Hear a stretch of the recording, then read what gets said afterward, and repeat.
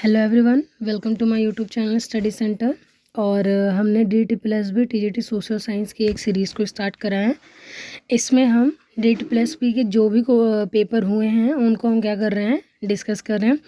अभी मैं जो पेपर डिस्कस कर रही हूँ वो 2021 के पेपर्स को डिस्कस कर रही हूँ, क्योंकि आप सबको पता है लास्ट टाइम DTPLSB के पेपर 2021 में हुए थे। तो ये हमारा क्या है, सबसे रिसेंट का पेपर है, जिसके पैटर्न पर हो सकता है कि ये वाला पेपर भी कंटिन्यू हो सके, क्योंकि और कोई फॉर्मेट हमें नहीं पता है। हमें इनका फॉर्मेट जो है वो PYQ से ही पता चलेगा। तो इसलिए PYQ क्या करता है, बहुत ही इंपॉर्टेंट रोल प्ले करता है आप किसी भी एग्ज़ाम्स के लिए प्रिपरेशन कर रहे हैं तो मैंने बहुत सारी क्वेश्चन पेपर्स को पहले ही डिस्कस करके डाल रखा है इसी चैनल पर। अगर आपको पहली बार विज़िट कर रहे हैं और आपको नहीं पता चल रहा है तो मैं हर एक वीडियो के डिस्क्रिप्शन में हर एक जो मैंने प्लेलिस्ट बना रखी है TGT सोशल साइंस के नाम से, उसका मैं लिंक शेयर करती जा रही हूँ। तो आप किसी भी वीडियो से सीधा डायरेक्ट प्लेलिस्ट पर पहुँच सकते हैं। और एक मस्ट वॉच प्लेलिस्ट है वो, उसे आप ज़रूर देखें, क्योंकि आपको पेपर का पैटर्न और पेपर का लेवल क्या है, क्वेश्चंस के जो लेवल हैं वो पता चल जाएंगे कि किस लेवल के क्वेश्चंस DTPLSB पूछता है। और आपको ये भी पता चल जाएगा कि आपको PYQ देखना चाहिए कि नहीं देखना चाहिए। ओके, सो आप क्या करेंगे, एक मस्ट वॉच वीडियो है उसे आप ज़रूर देखेंगे और अपने फ्रेंड्स जो प्रिपेयर कर रहे हैं उन्हें भी आप ज़रूर शेयर करिए, क्योंकि मैं इसमें जो PYQs में क्वेश्चंस पूछे गए हैं, जो एग्ज़ाम्स कंडक्ट हुए हैं, मैं उन क्वेश्चंस को डिस्कस कर रही हूँ। ओके, सो चलिए स्टार्ट करते हैं आज की सीरीज़ को। लास्ट वीडियो में हमने क्वेश्चन नंबर 80 तक डिस्कस करा था, तो आज की सीरीज़ में मैं क्वेश्चन नंबर 81 से 100 तक डिस्कस करूँगी।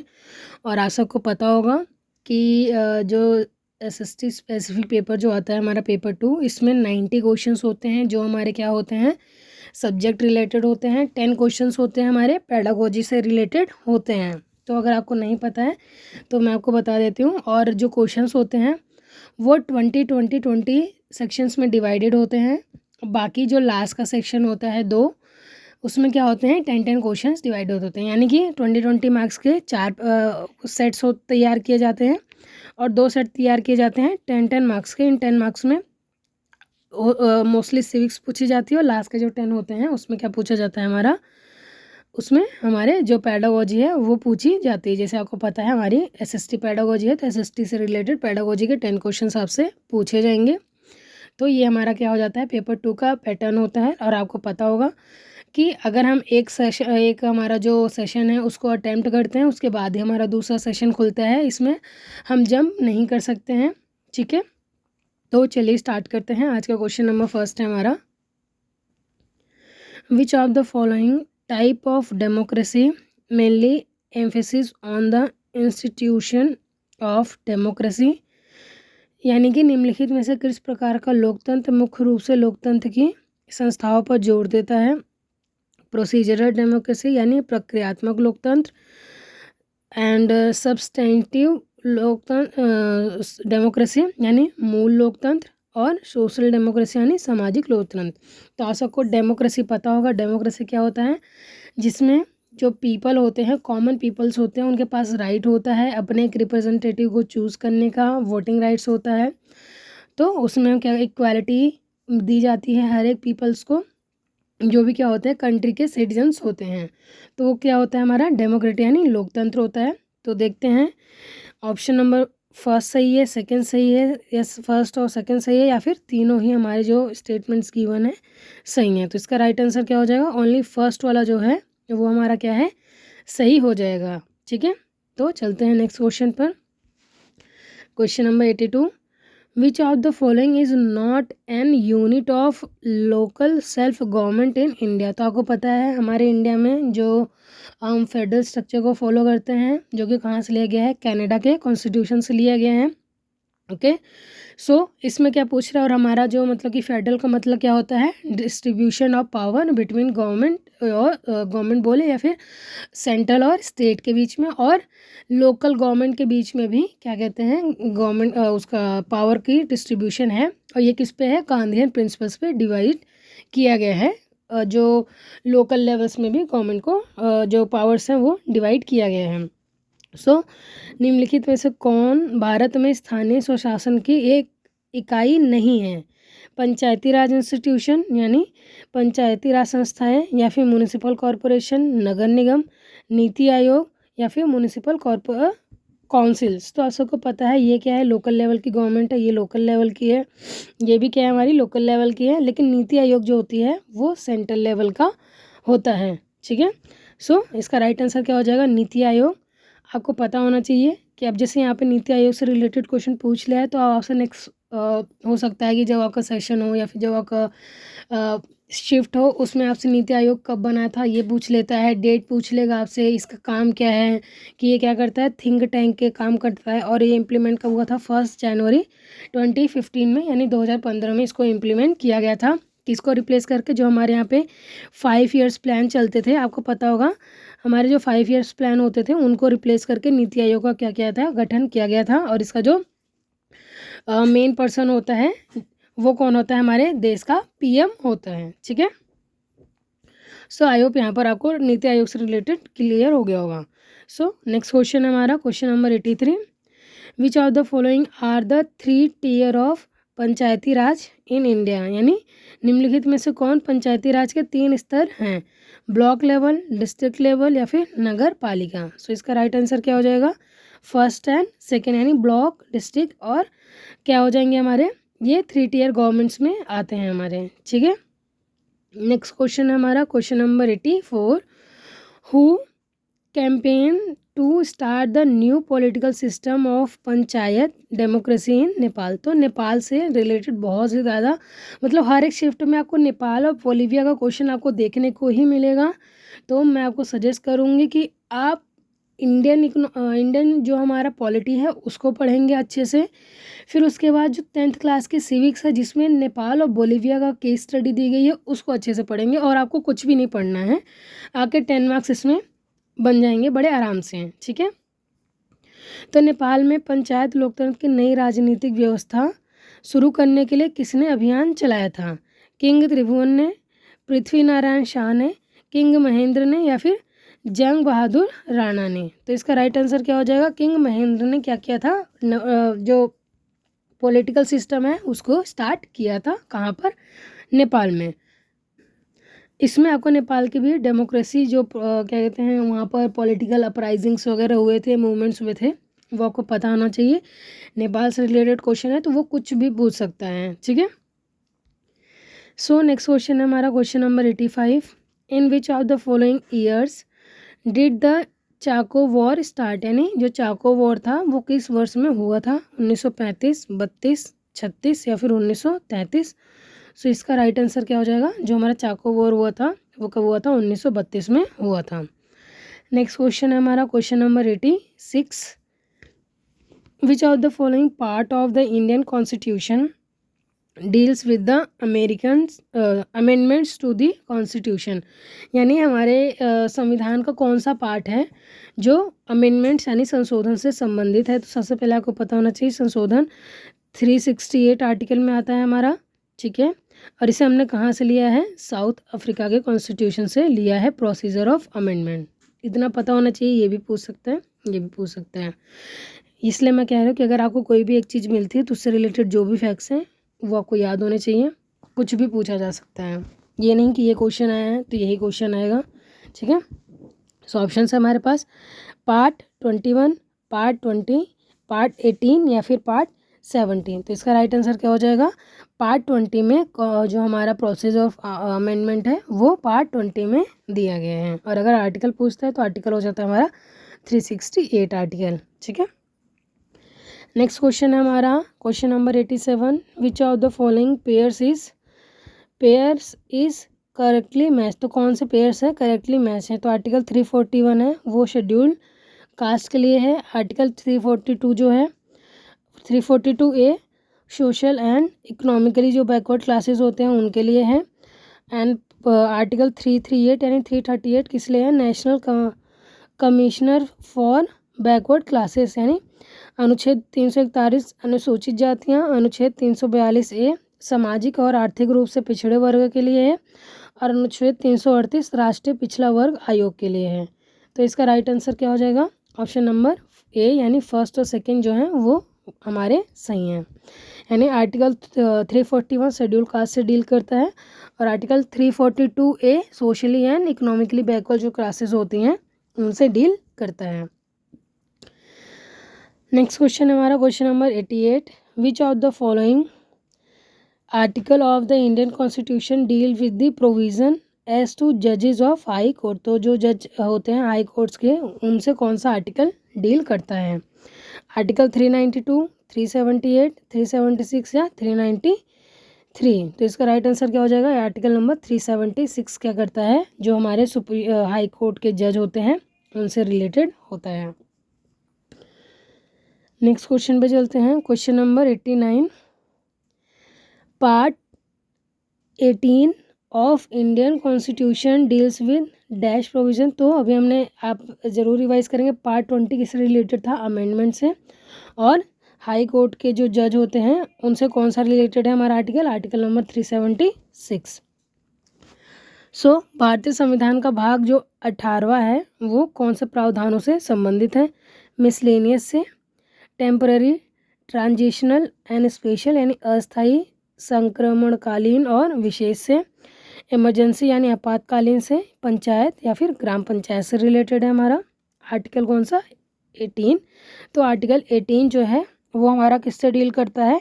इमरजेंसी से डील करता है। मैंने आपको प्रीवियस वीडियो में समझाया था, अगर आपने नोट्स बनाया होगा तो। इमरजेंसी 3 टाइप्स की होती है, नेशनल, फाइनेंशियल और स्टेट इमरजेंसी होती है। स्टेट इमरजेंसी में क्या होता है? हमारे प्रेसिडेंट रूल लग जाता है स्टेट में, और जो हमारी इकोनॉमिक वाली जो होती है वो मनी रिलेटेड से होती है, और जो सेंट्रल लेवल की होती है वो जैसे वॉर वगैरह हो गया तो उसके रिगार्डिंग क्या की जाती है? उस इमरजेंसी, नेशनल इमरजेंसी को लगाई जाती है। तो आपको पता है नेशनल इमरजेंसी 2 बार लगाई गई थी। जब हमारा एक बार क्या हो रहा था, पाकिस्तान से वॉर हुआ था, उसके बाद जो सेकेंड टाइम हमारा किससे हुआ था? चाइना से वॉर हुआ था। तो वर्ल्ड वॉर या जैसी सिचुएशन है कि किसी का अदर कंट्री ने हम पे क्या कर दिया है?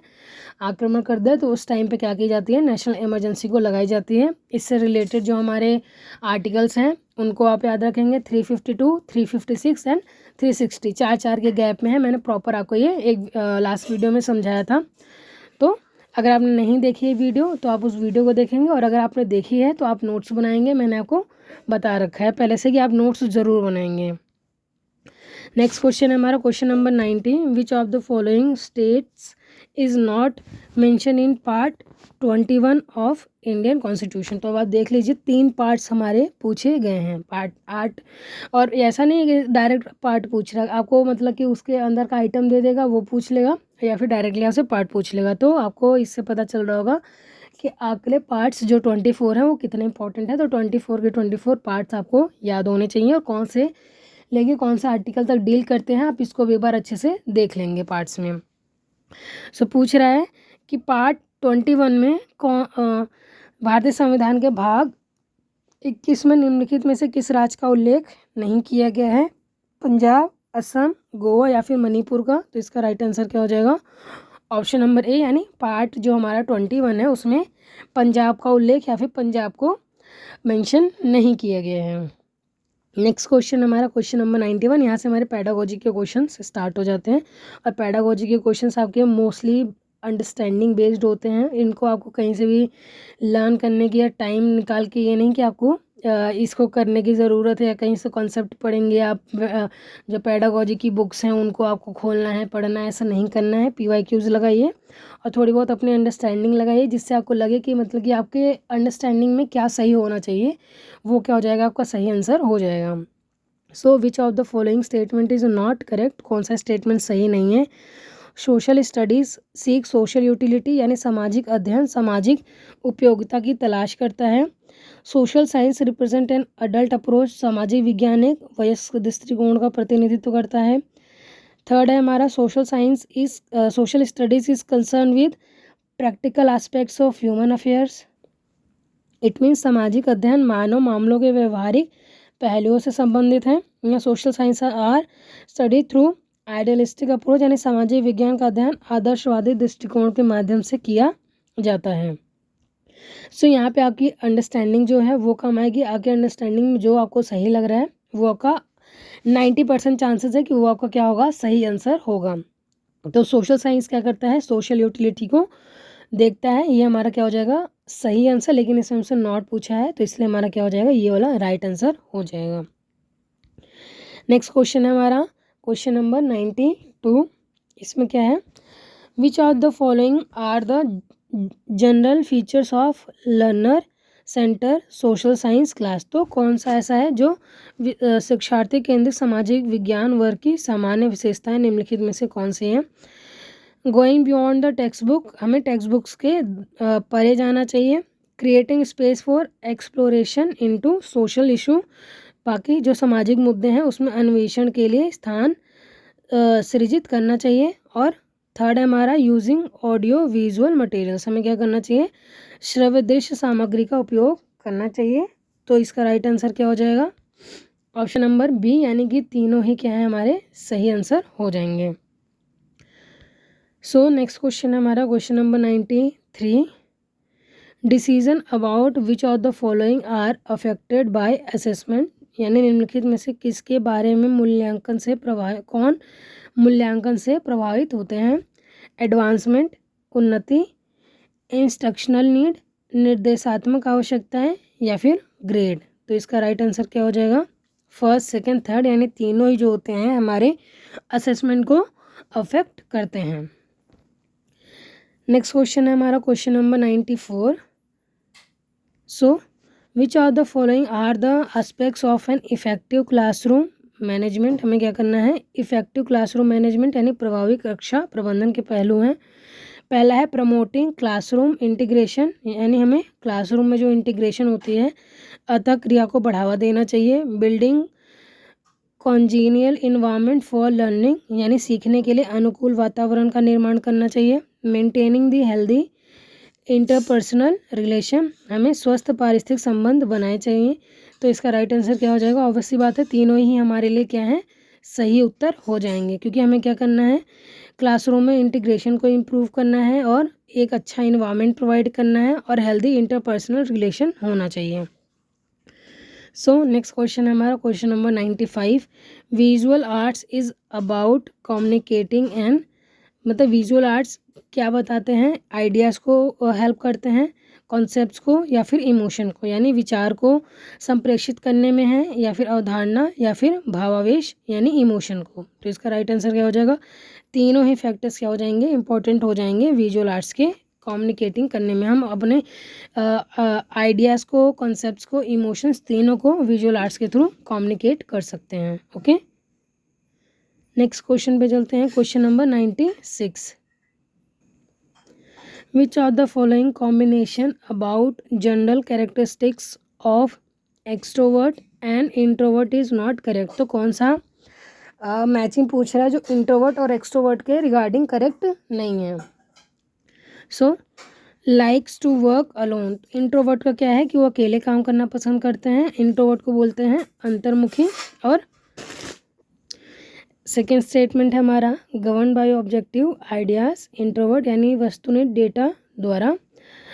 तीसरा है फ्री फ्रॉम वरीज, एक्सट्रोवर्ट जो होते हैं वो चिंताओं से मुक्त होते हैं और जो एक्सट्रोवर्ट होते हैं वो फ्लुएंट होते हैं स्पीच में। तो इसका राइट आंसर क्या हो जाएगा, हमारा सेकेंड राइट आंसर हो जाएगा।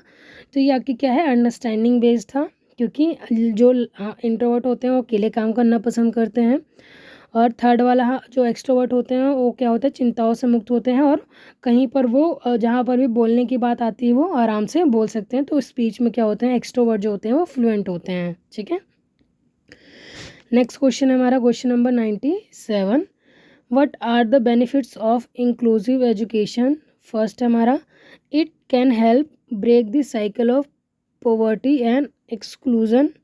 सो हमसे क्या पूछ रहा है, समावेशी शिक्षा के लाभ पूछ रहा है। पहला स्टेटमेंट कह रहा है यह गरीबी और बहिष्करण के चक्र को तोड़ने में मदद करता है। दूसरा है it promotes vendor inclusion of individuals for the development of the nation, यानी यह राष्ट्र के विकास के लिए व्यक्तियों के व्यापक समावेश को बढ़ावा देता है। तो इसमें हमारा क्या हो जाएगा राइट आंसर, दोनों ही जो स्टेटमेंट्स हमारे करेक्ट हो जाएंगे इंक्लूसिव एजुकेशन के रिगार्डिंग। नेक्स्ट क्वेश्चन है question number 98। What measures the government should take for the empowerment of women and girls, यानी गवर्नमेंट को कौन से मेजर्स लेने चाहिए किसको एम्पावर करने के लिए, वुमेन्स और गर्ल्स को. Providing finance to girls education on priority basis, यानी जो लड़कियों की शिक्षा है उसे वित्त प्रदान करना चाहिए. और सेकेंड है हमारा making provision for incentives like free books, scholarships, और प्रोविज़न्स बनाने चाहिए कि उन्हें फ्री बुक्स दिया जाए और स्कॉलरशिप्स वगैरह प्रोवाइड किए जाए ताकि क्या हो, वो मोटिवेटेड हो पढ़ने के लिए. तो इसमें भी हमारा राइट आंसर क्या हो जाएगा, दोनों ही हमारे क्या हैं, गर्ल्स और वुमेन एजुकेशन को इंक्रीज़ करने के लिए ये क्या हो जाएंगे, उनको एम्पावर करने के लिए दोनों ही जो स्टेप्स हैं पॉजिटिव स्टेप्स कहलाएंगे. नेक्स्ट क्वेश्चन हमारा question number 99. Which of the following are not the evidences of multilinguality of India. तो मल्टीलिंगुअलिटी मतलब बहुभाषिका के प्रमाण नहीं है. Movies, radio and schools. तो इसका राइट आंसर क्या हो जाएगा हमारा, कोई भी नहीं है, क्योंकि ये सारे जो हैं वो बहुभाषिता के प्रमाण हैं. ओके, सो आपको मूवीज़ भी डिफरेंट लैंग्वेजेस में मिल जाएगी, रेडियोज़ में भी डिफरेंट लैंग्वेजेस मिल जाएंगे, और स्कूल्स में भी डिफरेंट लैंग्वेजेस के स्कूल्स मिल जाएंगे स्टेट वाइज, जो भी आप प्रेफर करते हैं लैंग्वेज को. नेक्स्ट क्वेश्चन है हमारा क्वेश्चन नंबर 100. आज का लास्ट क्वेश्चन है. Which of the following is not a method of assessment in language learning, यानी भाषा सीखने में मूल्यांकन का एक विधि नहीं है. ओरल टेस्ट या फिर ओरल टेस्ट यानी मौखिक परीक्षण, और ऑब्जर्वेशन यानी कथन. तो इसका राइट आंसर क्या हो जाएगा हमारा, नीदर 1 नीदर 2 हमारा राइट आंसर हो जाएगा. सो आई होप आज का सेशन आपको पसंद आया होगा. तो लाइक और सब्सक्राइब ज़रूर करें चैनल को, और अपने फ्रेंड्स को ज़रूर भेजें. और कुछ भी अगर आपको क्वेरी आती है तो आप ज़रूर से कमेंट बॉक्स में मेंशन करें, सो दैट मैं आपकी क्वेरीज़ को क्लियर कर सकूं. सो मिलते हैं नेक्स्ट वीडियो में. नेक्स्ट वीडियो में हम नेक्स्ट क्वेश्चन पेपर को स्टार्ट करेंगे. सो नेक्स्ट वीडियो में मिलते हैं.